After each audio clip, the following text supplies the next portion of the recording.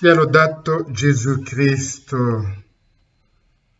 Il Signore in questo Vangelo ci dice: procuratevi amici con la disonesta ricchezza, perché quando essa verrà a mancare vi accolgano nelle dimore eterne. Che significa disonesta ricchezza? Perché è disonesta? È disonesta perché non sono reali. Non è reale perché quelle ricchezze sono piene di povertà e soggette a mille vicissitudini. Se fossero vere ricchezze, ci darebbero sicurezza. Il secondo motivo del perché questa ricchezza è disonesta, perché l'avarizia con le sue seduzioni ci offre, tenta il nostro cuore e cerca a ridurlo nella schiavitù. Terzo motivo, perché è disonesta? Perché si eredita un patrimonio talvolta frutto di ingiustizia, perché chi tra i suoi antenati non troverà necessariamente qualcuno che ha ingiustamente preso il bene degli altri.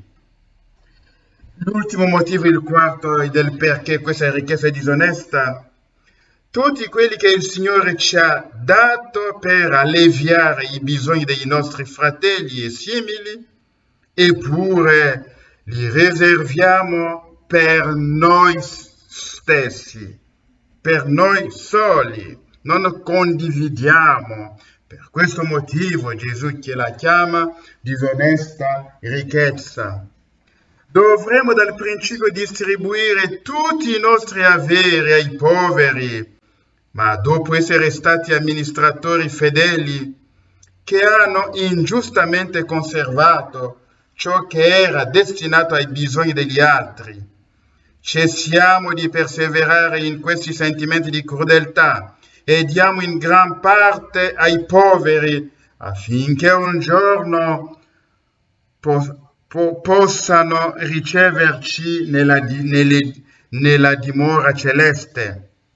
Gesù ci dice ancora: fate amicizia con le ricchezze dell'iniquità, affinché l'elemosina che distribuirete ai poveri ottenga le grazie degli angeli e degli altri santi. L'elemosina è quindi la prima e più dotta delle arti, perché non ci costruisce case di terra, ma ci dà la vita eterna. Tutte le altre arti hanno bisogno del loro sostegno reciproco, ma per l'esercizio della misericordia è necessaria solo la volontà. È così che nostro Signore Gesù Cristo insegna a coloro che condividono grandi ricchezze a cercare soprattutto l'amicizia dei poveri e a preparare tesori in cielo.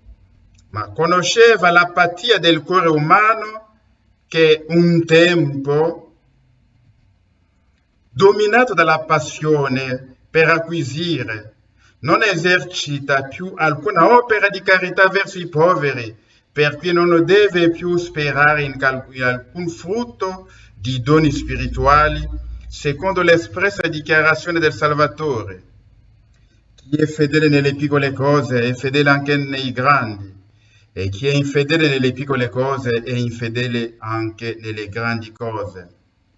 Nostro Signore ci apre qui gli occhi del cuore e ci dà il vero significato di queste parole aggiungendo: se non siete stati fedeli nelle ricchezze ingannevoli, chi vi affiderà i veri beni?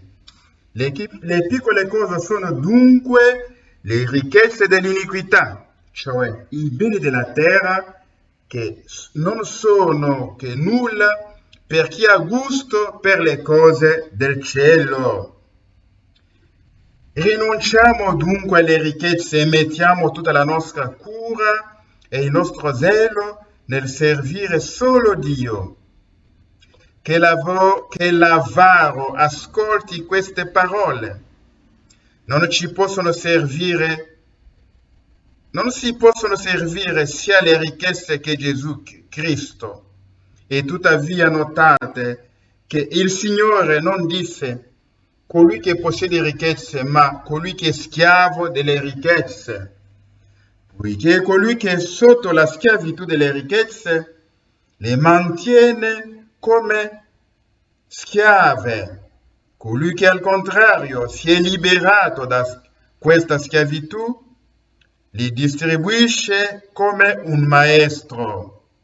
Ora, colui che è schiavo della ricchezza è anche schiavo di colui che ha meritato, con la sua perversità, di essere messo a capo delle ricchezze della terra, e che è chiamato per questo il principe di questo mondo. Signore, aiutaci a togliere il nostro cuore all'amore delle cose terrene. Donaci la grazia di sapere distribuire ogni cosa che possediamo per poter investire in paradiso, in modo che dopo la nostra morte possiamo essere ricompensati e trovare la vita eterna.